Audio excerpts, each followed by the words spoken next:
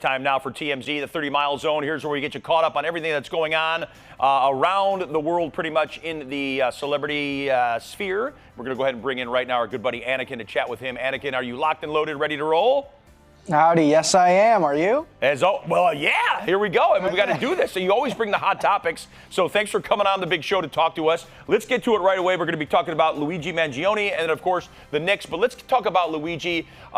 His trial's going to be coming up in the fall. And right now, it looks like he's going with a psychiatric defense, extreme emotional disturbance. That's what he's going with, right? Extreme emotional distress. Is what it's called, yes. And it's an interesting play from Luigi and his legal team. And the reason being, obviously, this is all done to lessen the sentence. The reason you would employ an extreme emotional distress defense is to go from, say, a murder charge, like Luigi is currently charged with, to a manslaughter charge, which, in the grand scheme of things, doesn't decrease his sentence too much, but it could decrease it to a point where Luigi could end up walking free at some point in the future, near or far, and that is the ultimate goal of employing that defense. Now, what's interesting about this one in specific is that if you employ extreme emotional distress defense, then you are in turn trying to prove that the emotional reaction, in this case Luigi's emotional reaction to killing the UnitedHealthcare CEO Brian Thompson, essentially saying, was it justified? And the way you do that is really by putting on trial the conduct of UnitedHealthcare, which is essentially what Luigi was doing and what got him into this situation. If nothing else, this is an opportunity for Luigi to essentially put under trial the people he wanted under trial to begin with, and all of that to sort of justify whether he gets a manslaughter charge or whether he sticks with a murder charge. It's a very interesting move, seldom used, by the way, but one that I think really nails his point quite well, and it's going to be interesting to see how it plays out in the fall. Yeah, I mean, definitely. And going in this route, as opposed to having life, it would be more like a 25-year sentence, possibly, right? Correct. Absolutely. Wow. All right. And ultimately, I just want to say this too. So basically what the plea he's going in with was he was acting in the heat of the moment. That's how it all happened, right? And he's going with that.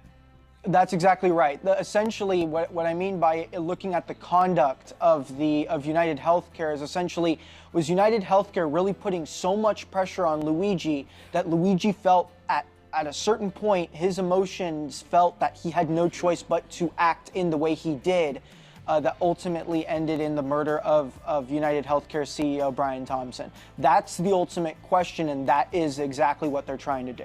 All right, we're going to have to see how this one plays out. We got to hit you with one more topic before we let you go. The Knicks, man, it's been a long time. Has been a long time. Yeah, I know. 1973 was the last time they won the championship. I mean, a lot of people thought the Spurs were going to take this. Knicks were so good. Brunson, amazing. All the celebrities out there in full force. So let's talk a little bit about this, because they had their parade and things are going crazy in the Big Apple. Yeah, a parade that was years, decades in the making, and as you can imagine, almost the entirety of New York is shut down, and almost the entirety of New York is present for this parade. We've had Ben Stiller, Spike Lee, Mamdani, Fat Joe is even doing performances.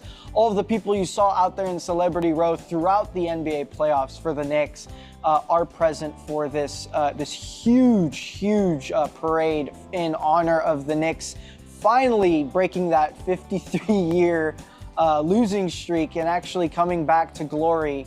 As you can imagine, it's an event like no other, one that will certainly be remembered by the Big Apple for years and years and years to come. I will say, though, as a non-Knicks fan, I have to give a little bit of crap, just because they had the jerseys of the players of this year's roster on banners across the city as they're driving by, and one of the banners had Ewing's iconic number 33 jersey, except it wasn't Ewing's last name on the back of the jersey. It was a guy called Jones, who is just a role player. He only played, I think, like 10 games for the Knicks this whole season, and he wore the number 33 when he was on the Wizards. He wore number 1, I believe, when he was on the Knicks. This is a little mistake that they ended up putting on, and unfortunately, it happens to desecrate the name of perhaps still the greatest Knick of all time. So there's a little bit of not controversy, but a little bit of crap I'm giving to the Knicks fans. But overall, they should enjoy their parade. Yeah, they should for sure. And I saw that also. I mean, Patrick Ewing up there is number 33, and it should have been Dylan Jones, his number.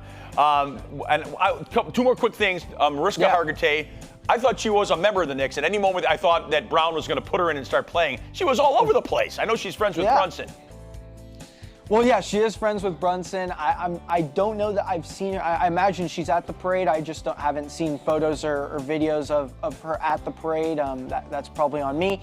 But yes, I mean, that's the thing with New York Celebrity Row. It feels like the celebrities are just as much part of the adventure of going to an NBA Finals and winning an NBA Finals, part of that whole storyline, just as much as the players are. And yes, of course, the players get their pedestal and are the ones who are most honored by this parade. But by no means, I feel like the Knicks culture is really to bring the whole city together in celebration of this moment, because in reality, they all went through it together for that 5-game series against the Spurs. That they are now champions. Like, this is something the whole city can enjoy. They are the champs. And last, it kind of stings us a little bit because Mike Brown, the head coach, was I can say our coach, the Kings coach. Yeah. We're Kings fans here in Sacktown. Less than 2 years ago, 2 seasons ago. I know. I didn't want to bring up the elephant in the room. In honor of you guys, I didn't want to, pour salt on the wound there. I know. One of these days, we're going to do something right and we get that battle going again with the Lakers. That'll be a lot of fun. There you go. All right, Anakin, thanks so much for taking time out, man. Really appreciate it. We're going to check back in with TMZ as we always do here on Studio 40 Live. We have a lot of fun with these guys. There it is right there. You can check them out at 2 p.m. and 3 p.m. on Fox 40. You get a double dose of TMZ. It's TMZ.com.